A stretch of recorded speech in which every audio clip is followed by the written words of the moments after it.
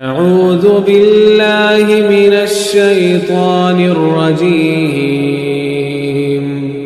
بسم اللہ الرحمن الرحیم۔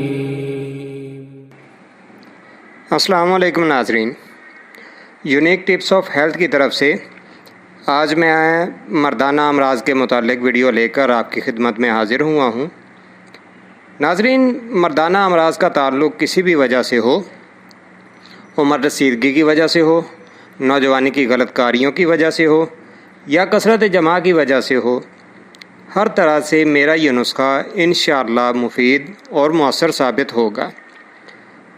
مردانہ امراض میں جریان کا مسئلہ ہو، احتلام کا مسئلہ ہو، جراثیم کی کمی ہو یا مادہ کا پتلا پن ہو یا جلد انسان جو ہے وہ انزال ہو جاتا ہو، صورت انزال کا مسئلہ ہو، ان تمام امراض کے لیے میرا یہ نسخہ انشاءاللہ بہت مفید اور فائدہ مند ثابت ہوگا۔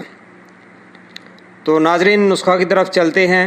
اس سے پہلے میری ویڈیو کو لائک کر دیں اور نئے دیکھنے والے میرے چینل کو سبسکرائب کر کے ساتھ لگے بیل آئیکن کو پریس کر کے آل والے آپشن کو کلک کر دیں تاکہ آپ کو میری ویڈیوز جو ہیں وہ بر وقت ملتی رہیں۔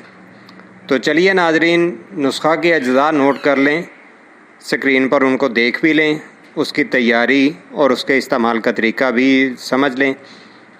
ناظرین، جو اجزاء آپ نے لینے ہیں ان میں ہے موسلی سفید 2 تولہ، موسلی سیاہ 2 تولہ، ستاور 2 تولہ، سالب مصری 2 تولہ، مغز بنولا 2 تولہ، کشتہ کلئی 1 تولہ، کشتہ چاندی 5 گرام، مازو سبز 2 تولہ اور مصری لینی ہے آپ نے 15 تولہ۔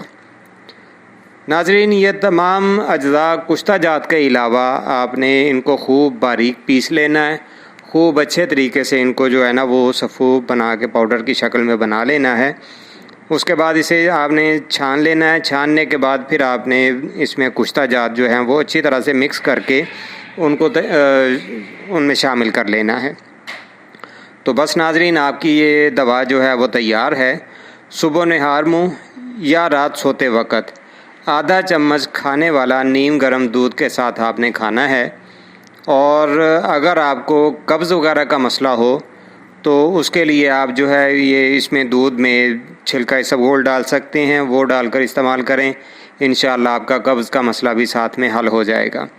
تو چھلکا اسبگول کس طرح سے استعمال کرنا ہے، اس کا استعمال کا صحیح طریقہ کیا ہے ناظرین، اس کے لیے میں نے اپنے چینل پہ ایک ویڈیو بنا کے اپلوڈ کی ہوئی ہے، وہ آپ میرے چینل سے اس کو دیکھ سکتے ہیں اور اس سے فائدہ اٹھا سکتے ہیں۔ تو باقی یہ ہے کہ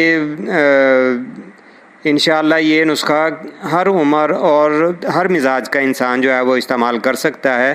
اس میں کسی قسم کی کوئی پابندی نہیں ہے، نہ عمر کی نہ مزاج کی۔